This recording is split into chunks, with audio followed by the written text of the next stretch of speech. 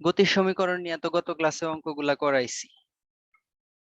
তো গতির সমীকরণ পড়ানোর পর আমাদের আসে কি দূরত্ব সময় লেখচিত্র। দূরত্ব সময় লেখচিত্র থেকে বেগ নির্ণয়। না, আমাদের কাছে যদি এরকম গ্রাফ থাকে, অনেক সময় ছক দেওয়া থাকে উদ্দীপকে, এরকম ছক যে একটি সাইকেলের গতিকালের সরণ ও সময়ের ছক নিম্নরূপ। সরণ মিটারে, সময় সেকেন্ডে। তো যখন সময় শূন্য তখন সরণ শূন্য, সময় 1 তখন সরণ 2 মিটার, সময় যখন 2 সেকেন্ড তখন সরণ 4 মিটার, সময় যখন 3 সেকেন্ড তখন সরণ 6 মিটার, সময় যখন 4 সেকেন্ড তখন সরণ 8 মিটার, সময় যখন 5 সেকেন্ড তখন সরণ 10 মিটার। এইটা দেখে আমরা কি বুঝতেছি? যে সময়ের সাথে সরণের হার সমান না।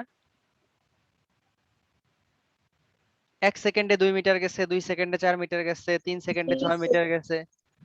তাহলে কি সুষমভাবে সরণটা কি হয়েছে? সুষমভাবে বৃদ্ধি পাইছে। যখন এরকম সরণ সুষমভাবে বৃদ্ধি পায় তখন সেটাকে আমরা বলি সমবেগ। তার মানে এইখানে কি হয়েছে? সমবেগ হয়েছে। বুঝছো? জি স্যার। তো সমবেগের ক্ষেত্রে গ্রাফটা কেমন হয়? সমবেগের ক্ষেত্রে গ্রাফটা মূলবিন্দুগামী একটা সরল রেখা হয়। মূলবিন্দু থেকে উঠা যায় উপরের দিকে, মূলবিন্দুগামী সরল রেখা। আমরা যদি এই বিন্দুগুলা গ্রাফে বসাই তাহলে আমরা তাই পাবো, মূলবিন্দুগামী সরল রেখা পাবো। আমরা বসাইতে পারি ইচ্ছা করলে। এটা 0 করলাম, 1 2 3 4 5 এরকম যদি সময় হয়, আর উপরের দিকে যদি এটা 1 2 3 4 5 6 7 8 9 10 এরকম ভাবে যদি আমরা মার্কিং করি, তাহলে যখন সময় 0 তখন সরণ 0, যখন সময় 1 তখন সরণ 2, যখন সময় 2 তখন সরণ 4, সময় 3 তখন সরণ 6, সময় 4 তখন সরণ 8, সময় 5 তখন সরণ 10। তাহলে কি হয়? এটা এইরকম মূলবিন্দুগামী একটা সরল রেখা পাওয়া যায় না? এরকম দূরত্ব সময় গ্রাফ থেকে আমরা বেগ পাই। আর সুষম বেগের ক্ষেত্রে এটা মূলবিন্দুগামী একটা সরল রেখা হয়। তাহলে অসমবেগের ক্ষেত্রে কি হয়? প্রশ্ন আসে, সরল রেখা হয় না, বক্ররেখা হয়। অসমবেগের ক্ষেত্রে বক্ররেখা হবে, সুষমবেগের ক্ষেত্রে সরল রেখা হবে। মনে থাকবো? জি স্যার।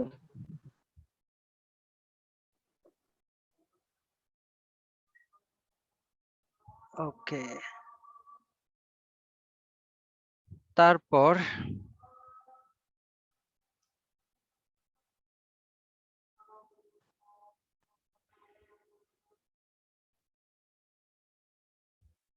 এই যে এইটাই আমরা বক্ররেখা পাবো। দেখো, সময় যখন 0 তখন সরণ 0, সময় যখন 1 তখন সরণ 1, সময় যখন 2 তখন সরণ 3, সময় যখন 3 তখন সরণ 8, সময় যখন 4 তখন সরণ 14। এরকম যদি হয় 0-তে 0, 1-এ 1, 2-এ 3, 3-এ 8, 4-এ 14, তাহলে কি হয়েছে? এটা তো সরল রেখা হয় নাই। এরকম আস্তে আস্তে বেশি উপরের দিকে চলে গেছে না? জি স্যার। তো এরকম বক্ররেখা হয়, অসমবেগের ক্ষেত্রে এরকম বক্ররেখা হয়। এটা বেগ বাড়ছে এর জন্য উপরের দিকে বক্ররেখা হইছে। যদি বেগ কমতো তাহলে বক্ররেখাটা এইরকম হইতো। বুঝতে পারছো? সময়ের সাথে সাথে যদি অতিক্রান্ত দূরত্বর হার আস্তে আস্তে কমতে থাকতো,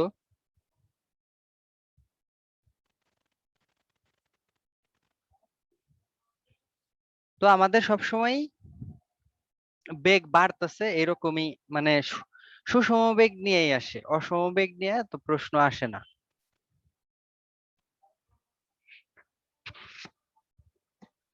এখন কি হয়, সুষম বেগের ক্ষেত্রে গ্রাফ অঙ্কন করার পর, সুষম বেগের ক্ষেত্রে গ্রাফ অঙ্কন করার পর সেই গ্রাফের কোন একটা বিন্দু থেকে আমরা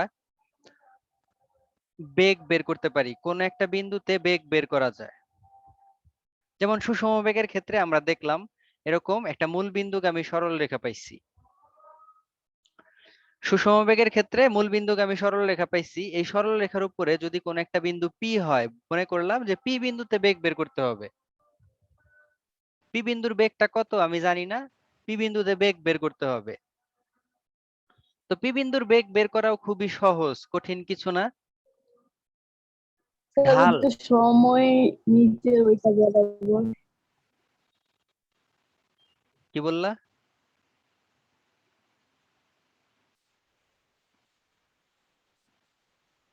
কি বললা সুবর্ণা?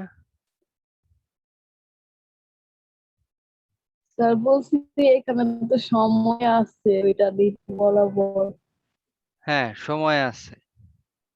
না, আমাদের কাছে ওই গ্রাফ অঙ্কন করার পর আমাদের কাছে মনে করলাম যে এই গ্রাফটা তথ্য অনুযায়ী আমরা মান বসে এরকম একটা গ্রাফ পাইছি। এই গ্রাফ পাওয়ার পর মনে করো যে গ্রাফের উপরে বলছে কোনো একটা জায়গায় বেগ বের করতে, লেখচিত্রের কোনো একটা বিশেষ মুহূর্তে বেগ বের করতে বলছে। মনে করলাম আমরা এই পি মুহূর্তে, পি যখন, এই পি বিন্দুতে বেগ কত এটা জানতে চাইছে। আমাদের কাছে তো কোনো কিছু নাই, এখানে কি মান দেওয়া আছে? সময়ের মান বা স্মরণের মান কোনো কিছু কি আমরা দেখতাছি এখানে? দেখতাছি না। না স্যার। তুমি যখন গ্রাফ অঙ্কন করবা তখন তো এরকম দাগ কাটা থাকবে, তাহলে ওইখানে তুমি দাগ গুইনা গুইনা মান বের করতে পারবা না। যেমন মনে করো সময়ের এইদিকে কয় ঘর আমি দাগাইছি, 1 2 3 4 5 6 7 8, 8 ঘর দাগাইছি ধরলাম এই এম পর্যন্ত। তাহলে কি ও এম সমান 8 বলতে পারি না, 8 সেকেন্ড। জি স্যার। ও এম সমান 8 সেকেন্ড। আবার দেখো এই যে এই পর্যন্ত পি মনে করো যে এই জায়গায় ছিল, তাহলে আমি কয় ঘর দাগাইছি, 1 2 3 4 5 6 7, 7 ঘর দাগাইছি। তাহলে আমরা বলতে পারি না এই যে এই এমপি, এই এমপি সমান হইতেছে 7, বা পিএম সমান 7, পিএম সমান 7, 7 মিটার, এটা বলতে পারি।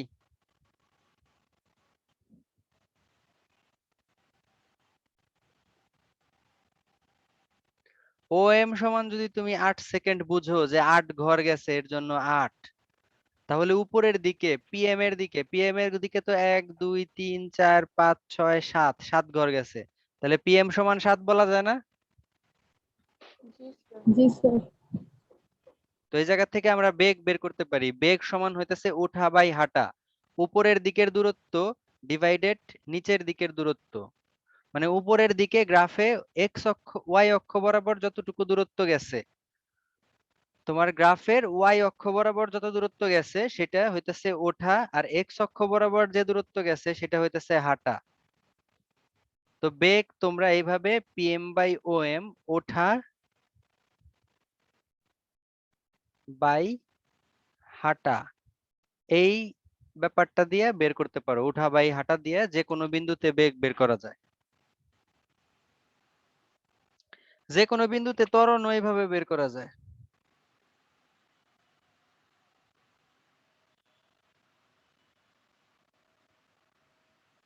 আমরা যখন সৃজনশীল করব তখন এই জিনিসগুলা পাবো অনেক। দেখবা ছক দিয়ে দিছে, ছক থেকে গ্রাফ করতে বলছে, তারপরে গ্রাফের বিভিন্ন অবস্থানে বেগের পরিবর্তন বা বেগ কি অবস্থায় ছিল এগুলা ব্যাখ্যা করতে বলে। তো এই গ্রাফ খুব প্রয়োজনীয় আর কি। অনেক সময় প্রশ্নে সরাসরি গ্রাফও দেওয়া থাকে, অনেক সময় ছক দেওয়া থাকে, সেই ছক থেকে গ্রাফ বানাইতে হয়।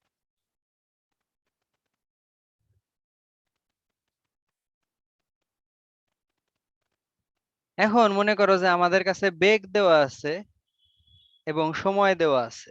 এখন আমাদের গ্রাফ করতে বলছে। বেগ বাই সময় গ্রাফ, বেগ সময় গ্রাফ, বেগ সময় গ্রাফ। বেগ থাকে ওয়াই অক্ষ বরাবর আর সময় থাকে এক্স অক্ষ বরাবর। বেগ থাকে ওয়াই অক্ষে, সময় থাকে এক্স অক্ষে।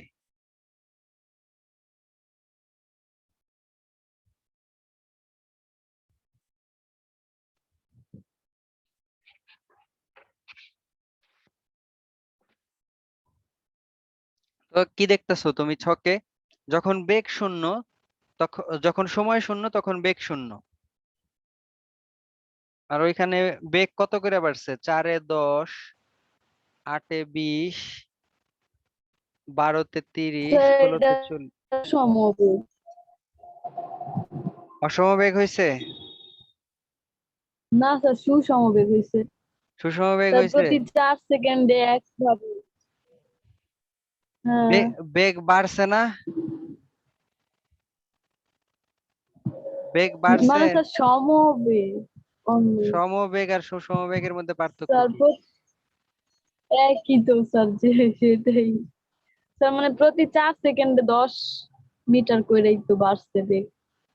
তাহলে বেগ বাড়ছে, তাহলে এটা সুষম বেগ হয় কেমনি? সুষম বেগের সংজ্ঞা না স্যার, হইতেছে হয় না। যে বেগের মানের পরিবর্তন হয় না, সেটা সুষম বেগ। হয় না স্যার, এটা কি তাহলে আমরা সরল রেখা পাবো? সরল রেখা পাবো, এটা তো অন্য গ্রাফ। এর আগে তোমারে বুঝাইলাম হইতেছে দূরত্ব বাই সময় গ্রাফ। এটা তো বেগ বাই ও সময়, দুইটা গ্রাফ তো এক না। এর আগের ছক যেটা দেখাইছি ওটা তো দেখাইছি দূরত্ব বাই সময়, এখানে হইতেছে বেগ বাই সময়।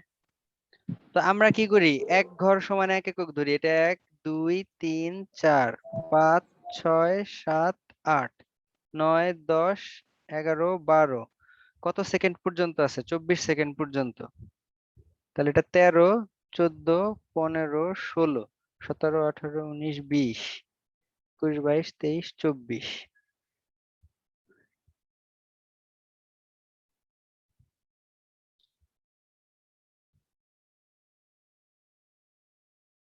এই হইতেছে গ্রাফ।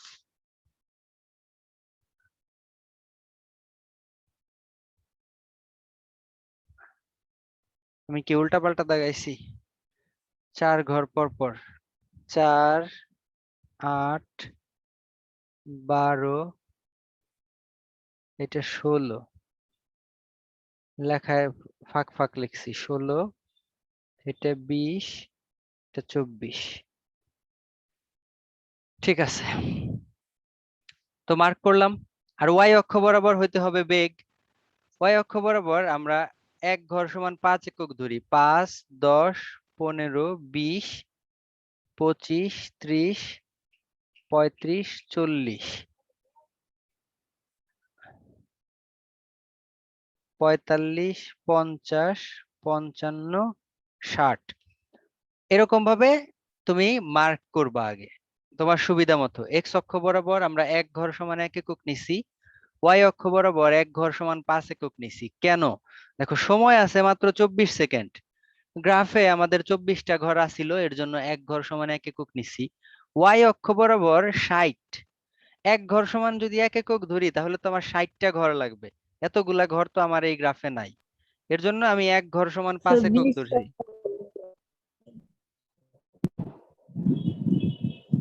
হয়তো। তো আমাদের কি বুঝা কাজ করতে হবে, আমাদের গ্রাফ এর এরিয়া কতটুকু, আমাকে কত পর্যন্ত কভার করতে হইব। তো এগুলা বুঝা শুনে আমরা এই জিনিসটা করলাম। এক্স অক্ষ বরাবর এক ঘর সমান এক একক, ওয়াই অক্ষ বরাবর 5 ঘর সমান এক একক। এখন 0 সেকেন্ডে বেগ কত? 0। তাহলে 0 সেকেন্ডে বেগ 0 এই জায়গায়। 4 সেকেন্ডে বেগ কত? 10। 4 সেকেন্ডে বেগ 10। 8 সেকেন্ডে বেগ 20, এই যে 20 এর ঘরে পয়েন্ট করব। 12 সেকেন্ডে বেগ 30, এই যে 30 এর ঘরে পয়েন্ট করব। 16 সেকেন্ডে বেগ 40, জি স্যার। 40-এ পয়েন্ট করব। 20 সেকেন্ডে 50, 24 সেকেন্ডে 50, 60। তাহলে এইখানেও 60। এই যে মূল বিন্দুগামী একটা সরল রেখা পাইতেছি।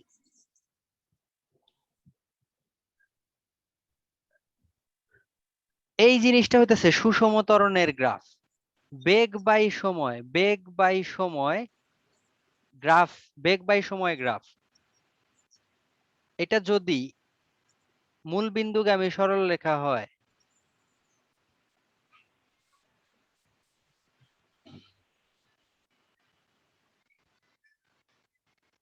বেগ বাই সময় গ্রাফ যদি মূল বিন্দুগামী সরল রেখা হয়,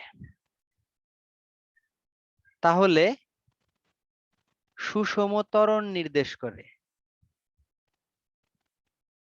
তাহলে এখানে কি বলতে পারি, কি হয়েছে? সুষম ত্বরণ নির্দেশ করতেছে।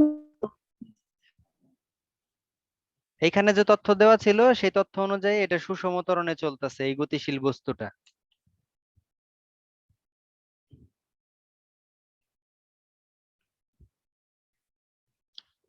তো যদি মূলবিন্দুগামী সরল রেখা না হয়, যদি বক্ররেখা হয়, তাহলে কি ত্বরণ নির্দেশ করবে?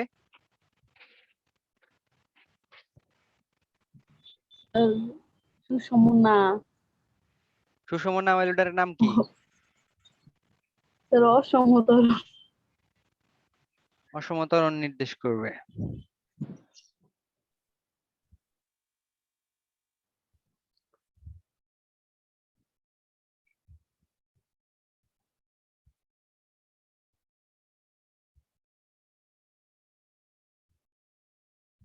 ঠিক আছে, তো আমরা সুষম ত্বরণ, অসম ত্বরণ নিয়ে আসলে আসে না, বুঝছো? তোমাদের লেভেলে যা কিছু আসে সব সুষম নিয়ে আসে, অসম কোনো কিছু আসবে না। তো অসম নিয়ে চিন্তা করারই দরকার নাই, যা হবে সব সুষম হবে তোমাদের।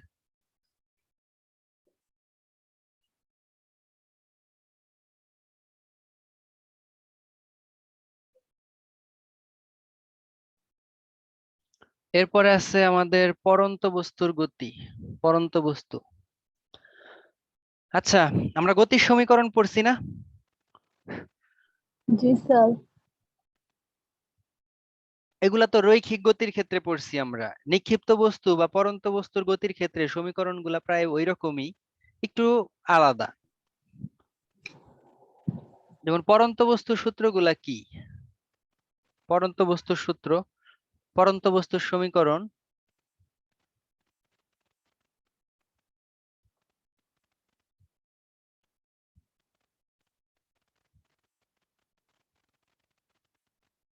পরন্ত বস্তুর গতির সমীকরণ।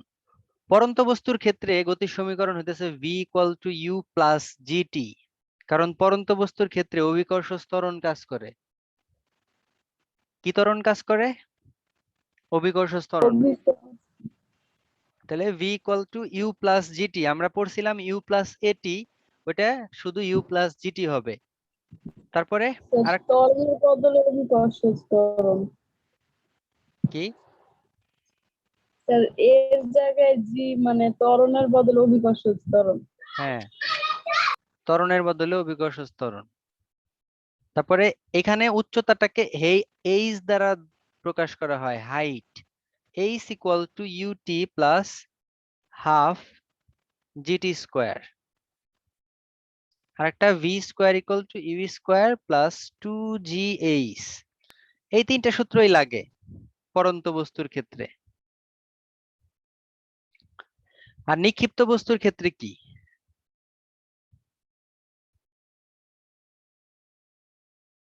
মানে উপরের দিকে, খাড়া উপরের দিকে যদি কোনো বস্তুকে নিক্ষেপ করো, তখন নিক্ষিপ্ত বস্তুর ক্ষেত্রে v ইকুয়াল টু হবে ইউ মাইনাস জিটি।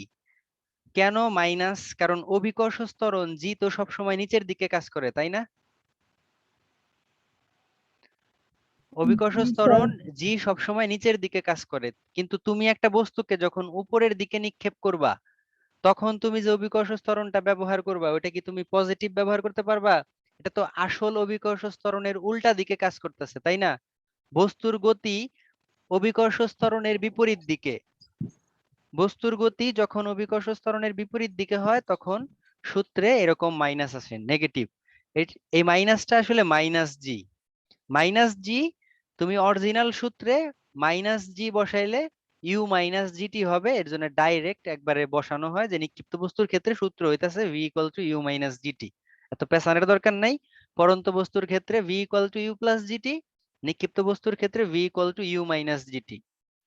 তাহলে এইচ সমান কি হবে? U t minus half GT square. আবার ভি স্কোয়ার ইকুয়াল টু কি হবে? U square minus two g h. এই মাইনাসটা আসলে কার সাথে? মাইনাসটা আসলে জির সাথে, বুঝছো?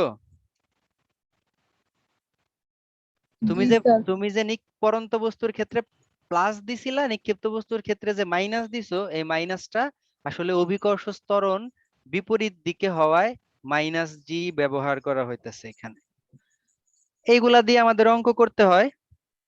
এখন এই পরন্ত বস্তুর গতির সমীকরণ আসলো কই থেকে? সেই জিনিসটাই তো আমরা পড়লাম না, গ্যালিলিও সূত্র থেকে আসছে। মানে গ্যালিলিও এগুলা নিয়ে প্রথমে কাজ করছে, বিজ্ঞানী গ্যালিলিও। তিনটা সূত্র দিছিল বিজ্ঞানী গ্যালিলিও। কি কি সূত্র দিছে? স্থির অবস্থান থেকে বিনা বাধায় পরন্ত সকল বস্তু সমান সময়ে সমান দূরত্ব অতিক্রম করে। স্থির অবস্থান থেকে বিনা বাধায়, দুইটা কথা পরন্ত বস্তুর ক্ষেত্রে বলতেই হবে। স্থির অবস্থান থেকে, আগে কোনো বেগ থাকা যাবে না, আদিবেগ শূন্য, বুঝছো? স্থির অবস্থান থেকে বিনা বাধায় পরন্ত কোনো বস্তুর, বিনা বাধায় পরন্ত সকল বস্তু সমান সময়ে সমান দূরত্ব অতিক্রম করে। প্রথম সূত্র অনুযায়ী তাহলে একটা পাখির পালক, একটা পাখির যদি পালক হয় আর একটা বড় ইট যদি হয়, দুইটাকে যদি একই সময়ে একই জায়গা থেকে ছাইড়া দেওয়া যায়, দুইটা একই সাথে মাটিতে পড়ার কথা। গ্যালিলিওর সূত্র তাই বলে। স্থির অবস্থান থেকে বিনা বাধায় পরন্ত সকল বস্তু সমান সময়ে সমান দূরত্ব অতিক্রম করবে। তার মানে একটা পাখির পালকের মাটিতে আসতে যে সময় লাগে, একটা ইটেরও সেই সময় লাগার কথা, কিন্তু বাস্তব জীবনে ওইটা হয় না। স্যার এটা ইউটিউবে দেখছি। হ্যাঁ, ইউটিউবে দেখা যায় কাচের ঘরে ভ্যাকুয়াম দিয়ে বাতাসটারেও যদি সরায় নিয়ে ওইখানে ওই পরীক্ষা করা যায়, তাহলে দেখা যায় যে একটা পাখির পালক, একটা হালকা বস্তু এবং একটা ভারী বস্তু, দুইটা একই সময়ে মাটিতে আসতেছে। জি স্যার।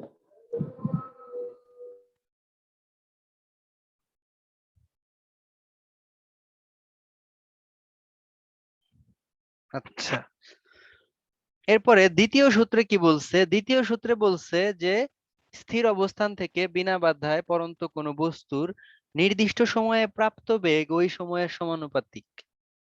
বেগ সমানুপাতিক সময়, বুঝছো? দ্বিতীয় সূত্রে বলছে বেগ এইটা সমানুপাতিক সময়। সময় যত বাড়বে বেগ তত বাড়বে, সময় যত বাড়বে বেগ তত বাড়বে। স্থির অবস্থান থেকে বিনা বাধায় পরন্ত কোনো বস্তুর নির্দিষ্ট সময়ে প্রাপ্ত বেগ ওই সময়ের সমানুপাতিক।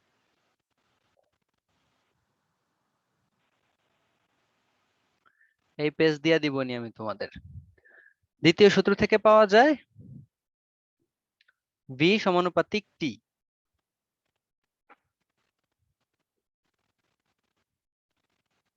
মানে কি? মানে হইতেছে তুমি তুমি যদি মন জানো যে প্রথম সেকেন্ডে বেগ 5, তুমি যদি জানো যে এক সেকেন্ডে বেগ মনে করো যে 5 মিটার/সেকেন্ড, তাহলে 7 সেকেন্ডে বেগ কত হবে এটা তুমি বের করতে পারবা, ইজিলি বের করতে পারবা। কিভাবে? তুমি কি পাইলা? ভি সমানুপাতিক টি পাইছো না? জি স্যার। এইখান থেকে সময় বেগের একটা সম্পর্ক তৈরি করা যায়।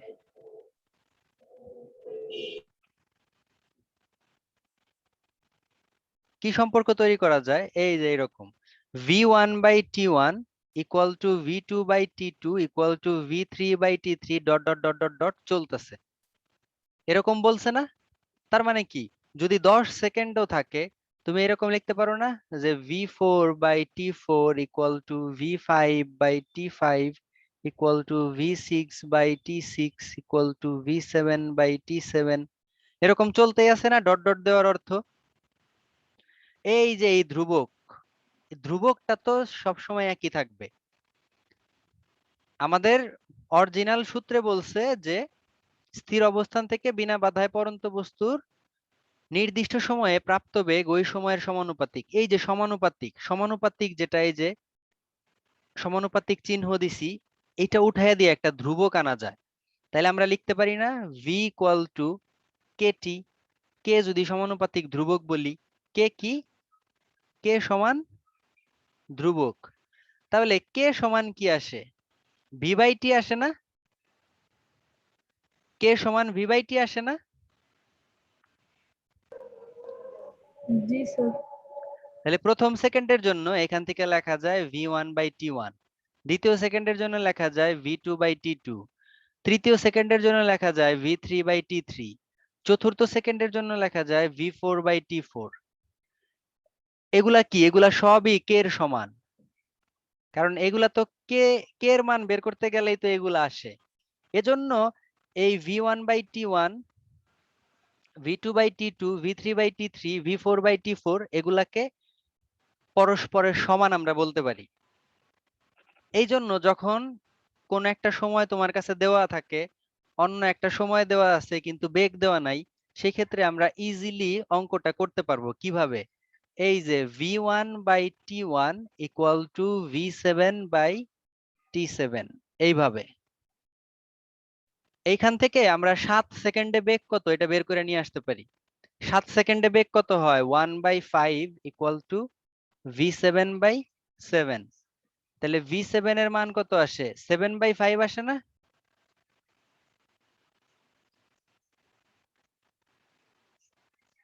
না কত আসে? জি স্যার 7/5 প্রশ্ন। স্যার 1/35 নাকি? কি বলো তুমি?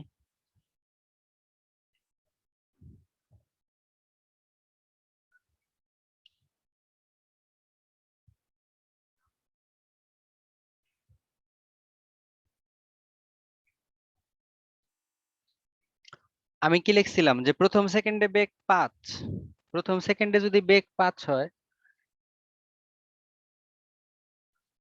তাহলে 7 সেকেন্ডে বেগ কত? প্রথম সেকেন্ডে যদি বেগ 5 হয় তাহলে টি সমান 1 সেকেন্ড, t1 সমান 1 সেকেন্ড, v1 হচ্ছে 5 মিটার পার সেকেন্ড। তোমারে বলছে 7 সেকেন্ডে কত, t7 মানে কত, 7 second. v7 equal to what? সূত্র কি? v1/t1 equal to v7/t7। তো আমাদের কাজ কি? v7 বের করা। আর গুণ করে দিলে কি হবে? v7t1 equal to v1t7। তাহলে কত আসতেছে? v7 কত আসতেছে? এর আগের বার আমি গুণটা উল্টা করছিলাম, এই হয় না? v7 equal to v1t7/t1।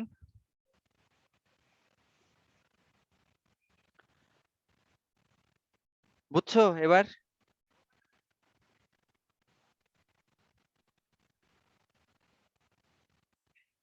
এই জিনিস যে লিখলাম এটা কি বুঝছো?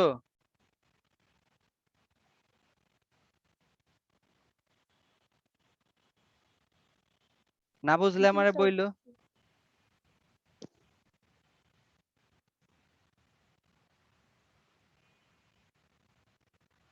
এইভাবে কোনো পড়ন্ত বস্তুর যদি যে কোনো সময়ের বেগ দেওয়া থাকে এবং অন্য যে কোনো সময়ের বেগ বের করতে বলে, তাহলে আমরা এইভাবে বের করতে পারি। এটা শুধু প্রথম সেকেন্ডের বেগ দেওয়া থাকলেই আমরা করতে পারবো এরকম না, আমাকে অন্য যে কোনো সময়ের বেগ দেওয়া থাকলেও আমি এটা করতে পারতাম। কিভাবে অন্য যে কোনো সময়ের বেগ দেওয়া থাকলেও আমি করতে পারতাম? প্রশ্ন আসে। আচ্ছা, তোমার কাছে যদি বলা থাকে যে তৃতীয় সেকেন্ডে বেগ হচ্ছে 15 মিটার পার সেকেন্ড, তৃতীয় সেকেন্ডে তৃতীয় সেকেন্ডে বেগ হচ্ছে 15 মিটার পার সেকেন্ড। 3 সেকেন্ড পর বেগ 15 মিটার পার সেকেন্ড, এরকম বলা আছে। 3 সেকেন্ড পর বেগ 15 মিটার পার সেকেন্ড। এখন তোমাকে বললো যে 5 সেকেন্ড পর বেগ কত, তাহলে T5 কত? 5। তোমাকে V5 বের করতে হবে। ওই সেম ওইভাবে V3/T3 ইকুয়াল টু V5/T5। এখান থেকে V5 সমান কি হবে? V3T5 divided T3। তবে সহজে বের হয়ে যাবে 15 ইন্টু 5 ডিভাইডেড 3 কত আসে? 25 আসে না?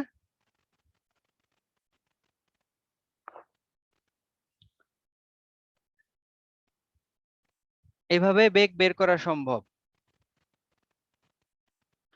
এবার আমরা আসি তৃতীয় সূত্র। তৃতীয় সূত্রে বলছে যে একটা পরন্ত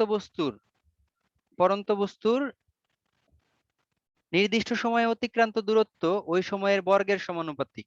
অতিক্রান্ত দূরত্ব পরন্ত বস্তুর ক্ষেত্রে h দিয়ে প্রকাশ করে, তাহলে h সমানুপাতিক হবে t²।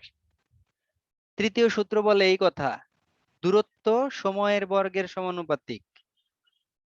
এই যে নির্দিষ্ট সময়ে যে দূরত্ব অতিক্রম করে তা ওই সময়ের বর্গের সমানুপাতিক, h সমানুপাতিক t²।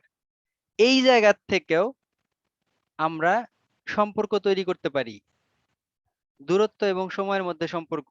যেমন প্রথম সেকেন্ডে যদি h1 হয়, প্রথম সেকেন্ডে দূরত্ব যদি h1 হয়, সময় যদি t1 হয়, তাহলে h1 সমানুপাতিক t1। তো তুমি সমানুপাতিক ধ্রুবক উঠে অন্য সমানুপাতিক উঠে একটা ধ্রুবক আনো, তাহলে k এর মান কি হয়?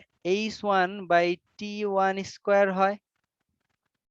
এই যে h1/t1², এটা প্রত্যেকটা সময়ের ক্ষেত্রেই প্রযোজ্য হবে। অর্থাৎ দ্বিতীয় সেকেন্ডের ক্ষেত্রে এটা হবে h2/t2², তৃতীয় সেকেন্ডের ক্ষেত্রে h3/t3², চতুর্থ সেকেন্ডের ক্ষেত্রে h4/t4²। বুঝতে পারছো? তাহলে কি এগুলা সবই k এর মান? এই k এর মানগুলা পরস্পর সমান বলা যায়, তাই h1/t1², h2/t2², h3/t3², h4/t4² equal to dot dot dot. এটা একটা ধ্রুবক। এইরকম চালায়া যাওয়া যায়। বেগের ক্ষেত্রেও যেমন আমরা সম্পর্ক তৈরি করতে পারি, দূরত্বের ক্ষেত্রেও এরকম সম্পর্ক তৈরি করতে পারি। এইরকম। তো এখান থেকে কি, এখান থেকে একটা সময়ের বেগ দেওয়া থাকে, একটা সময়ের দূরত্ব যদি আমাকে দেওয়া থাকে, যদি বলে 3 সেকেন্ডে দূরত্ব পরন্ত বস্তুর 3 সেকেন্ডে দূরত্ব 18 মিটার হলে, 3 সেকেন্ডে দূরত্ব 18 মিটার হলে 10 সেকেন্ডে দূরত্ব কত? আমার কাছে জানতে চাইছে 3 সেকেন্ডে দূরত্ব 18 হলে 10 সেকেন্ডে দূরত্ব কত। তাহলে আমি করব এই জিনিস, h3/t3² ইকুয়াল টু h10/t10²। কারণ এই যে এটা হইতেছে 3 নাম্বার সেকেন্ড, 3 নাম্বার সেকেন্ডে দূরত্ব, তাহলে এটা h3, এটা t3, 10 নাম্বার সেকেন্ড, তার মানে কত? t10। এখান থেকে ইজিলি আমরা h10 বের করতে পারি। h10 সমান তাহলে কি হবে? h3/t3² into t10²। তাহলে আসে কত? 18 ডিভাইডেড 3² ইন্টু 10²। কত হবে দূরত্ব?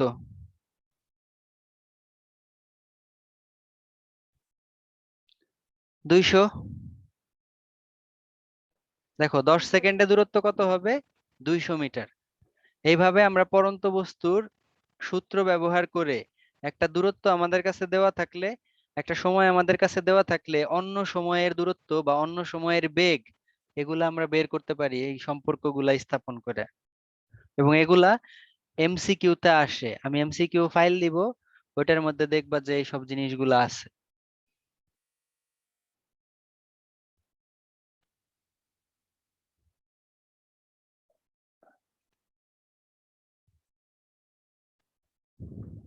এই পরন্ত বস্তুর সূত্রগুলা ভালো করে পড়বা, আর এমসিকিউ ফাইল দিয়ে দিব, ওগুলা পড়বা, সমস্যা থাকলে আমার সাথে তো আগামী ক্লাসে ওগুলা নিয়ে কথা বলবা। আচ্ছা, আবার জয়েন করো, কেমিস্ট্রি পড়াই।